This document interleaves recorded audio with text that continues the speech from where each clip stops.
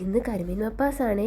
എണ്ണയൊഴിച്ച് കറിവേപ്പില സ്പൈസസ് ഇട്ടൊന്ന് പൊട്ടി വരുമ്പോഴേക്കും സവാള, പച്ചമുളക്, ഇഞ്ചി വെളുത്തുള്ളി പേസ്റ്റ് ഇട്ട് നന്നായി വഴറ്റിയ ശേഷം അതിലേക്ക് തക്കാളി ഒന്ന് അടച്ചു വെച്ച് വേവിക്കാം. അപ്പോൾ നന്നായിട്ട് വെന്ത് വരും. അത് വെന്ത് വരുന്ന സമയത്തേക്ക് ഒരു പാത്രത്തിൽ 2 ടേബിൾ സ്പൂൺ മല്ലിപ്പൊടി ഇട്ട് കുറച്ച് പച്ചവെളിച്ചെണ്ണ ഒഴിച്ച് നന്നായിട്ട് ചാലിച്ചെടുക്കണം. ഇനി നമുക്ക് തക്കാളി നോക്കാവേ. നന്നായി വെന്തുടഞ്ഞിട്ടുണ്ട്. അതൊന്ന് സൈഡിലോട്ട് ഒതുക്കിയിട്ട് അതേ പാത്രത്തിലോട്ട് തന്നെ നമ്മുടെ മല്ലിപ്പൊടി ഇട്ട് നന്നായിട്ട് മൂപ്പിച്ചെടുക്കണം. ഇനി അതിലേക്ക് കുറച്ച് മഞ്ഞൾപ്പൊടി ഇട്ട് കൊടുക്കാം, ഗരം മസാലപ്പൊടി ഇട്ട് കൊടുക്കാം, പെരിഞ്ജീരകപ്പൊടി ഇട്ട് കൊടുക്കാം.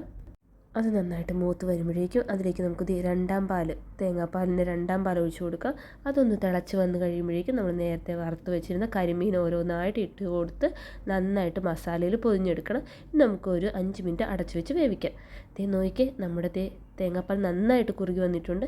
ഇനി അതിലേക്ക് നമുക്ക് 1-ാം പാലൊഴിച്ച് കുരുമുളക് പൊടി ഇട്ട് നന്നായിട്ട് ചുറ്റിച്ചെടുത്ത് കഴിഞ്ഞാൽ നമ്മുടെ അടിപൊളി മപ്പാസ് റെഡി ആയിട്ടുണ്ടേ.